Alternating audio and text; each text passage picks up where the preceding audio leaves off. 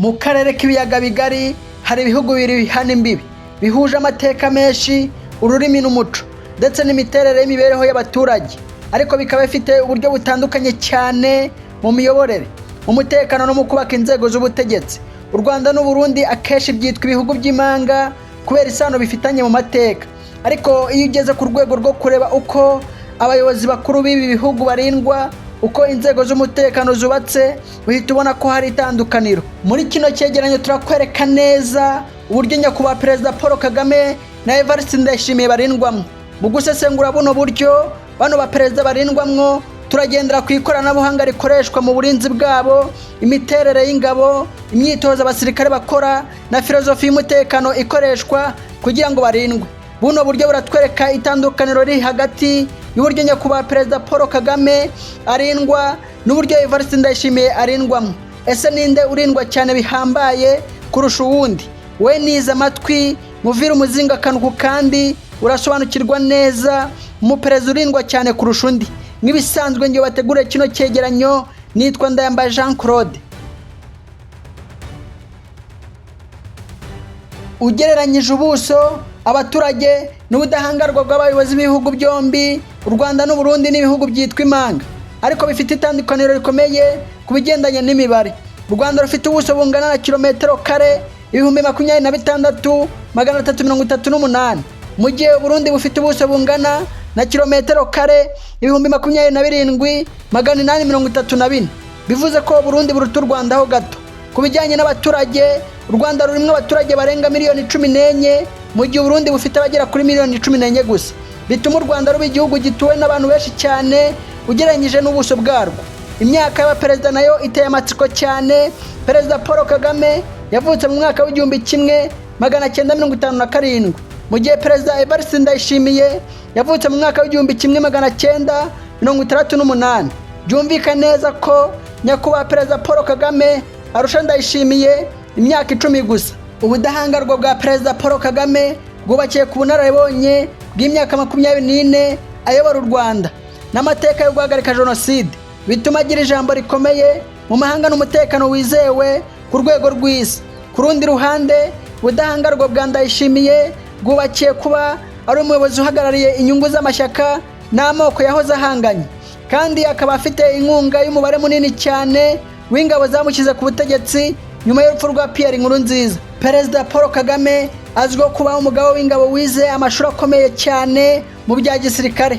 Yayize muri Amerika n'Ubuhinde, bikamuha ubushobozi bwo kuyobora inzego z'ubutasi n'umutekano mu buryo bwa kinyamwuga. Ndayishimiye we, ubudahangarwa bwe buza mu buryo bwo kwegera abaturage no gukoresha imbaraga z'ingabo mu buryo bugaragara, bikaba bituma uburyo bwo kubarinda nabwo buhinduka hashingiye ku myaka yabo, ubuso bw'ibihugu byabo n'imibare y'abaturage bayobora.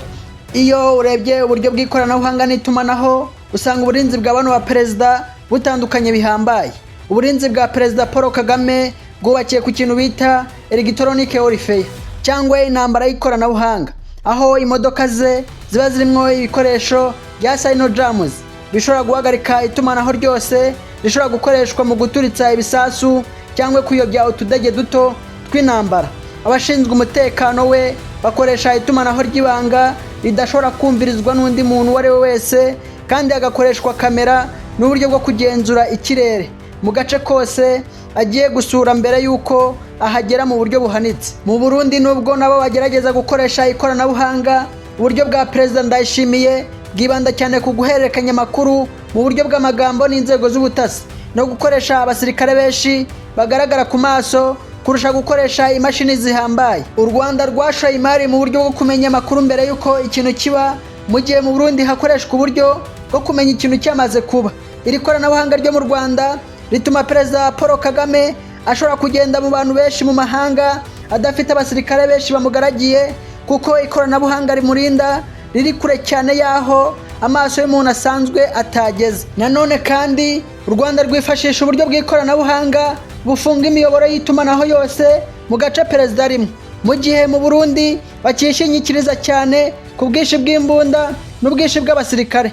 Ibi bituma uburinzi bwa Perezida Paul Kagame buba bwiza mu gukumira iterabwoba rigezweho rishobora gukoresha ikoranabuhanga, mu gihe uburinzi bwa Evariste Ndayishimiye buba bwiteguye cyane guhangana n'ubushyamirane bw'imbunda n'ubugambanyi bugaragara amaso ku maso. Iyo urebye uburinzi bwa bano ba perezida bwo mu muhanda mu rwego rw'imodoka z'umutekano usanga harimo itandukaniro rinini cyane. Iyo Perezida Paul Kagame agenda mu muhanda imodoka ze ziba ziri ku muvuduko mwinshi cyane urinda ko hagira imodoka n'imwe itungurana hagati, kandi haba harimo imodoka zicura amayira mu buryo bw'isegonda rimwe. Imodoka ze bwite zigenda zihinduranya imyanya mu rugendo bituma umwanzi atamenya neza imodoka rimwe, kandi zose ziba zifite ibirahure bitamenwa n'amasasu n'amapine adashobora gusandazwa n'amasasu. Ku ruhande rw'u Burundi urugendo rwa Evariste Ndayishimiye rurangwa n'imodoka nyinshi cyane z'abasirikare zifite imbunda ziremereye zo mu bwoko bwa pick-up n'izindi ziba zizengurutse imodoka ye, ariko uburyo bwo guhinduranya imyanya n'umuvuduko bijyanye n'uburyo bw'ubwirinzi bw'ibanga nibiri ku rwego nk'urw'u Rwanda, kuko bishingikiriza ku bwinshi bw'abasirikare. Mu Rwanda umuhanda perezida anyuramwo ufungwa iminota mike cyane mbere y'uko ahagera, mu rwego rwo kwirinda kubangamira abaturage, ariko hakoreshejwe ubutasi bwinshi bwo mu kigo gishinzwe umutekano wa perezida. Mu gihe mu Burundi imihanda ishobora gufungwa igihe kirekire cyane, kandi hakaba abasirikare benshi ku muhanda bafite imbunda. Ibi byerekana ko u Rwanda rwizera ubutasi n'uburyo bw'ibanga, mu gihe u Burundi bwizera urukuta rw'abantu n'imbunda zigaragara ku muhanda. Ubu buryo bw'u Rwanda butuma perezida agaragara nk'uwisanzuye mu baturage, ariko mu by'ukuri aba arinzwe mu buryo budasanzwe ugendeye ku mitekerereze ya gisirikare n'imyitozo y'ingabo zishinzwe kurinda bano ba perezida. Naho usangamwo itandukaniro rinini cyane. Imitekerereze iri mu ngabo zirinda Perezida Paul Kagame yitwa Total Defense, aho buri musirikare umurinda aba ashobora gukora akazi k'abantu batatu, arinda akurikirana umwanzi kandi agakora ubutasi icyarimwe. Ibi bituma uburinzi bwe buba bufatika kandi bwihuta mu gufata ibyemezo. Imyitozo y'ingabo zishinzwe kurinda perezida itangira mu ishuri rya Nasho cyangwa Gabiro, ikarangira mu mahugurwa akomeye akorwa n'inzobere mpuzamahanga, aho bigishwa kurwanira mu mijyi no kurinda umuntu ukomeye mu buryo bwose bushoboka, harimo no gukoresha intwaro zigezweho. Ku rundi ruhande imitekerereze y'ingabo zirinda Ndayishimiye yubakiye ku bwinshi bw'imbaraga z'intwaro zigaragara, aho abasirikare benshi bagaragara bafite imbunda ziremereye kugira ngo batere ubwoba uwo ari we wese wagambirira ikibi, cyane cyane mu murwa mukuru. Ibi biterwa n'amateka y'u Burundi yabayemo kudeta nyinshi, bikaba bituma perezida aba yumva arinzwe gusa iyo agaragiwe n'umubare munini w'abantu, mu gihe mu Rwanda bashyira imbere mu gukora ibintu batitaye ku bwinshi bw'abantu, ahubwo bita ku ntego.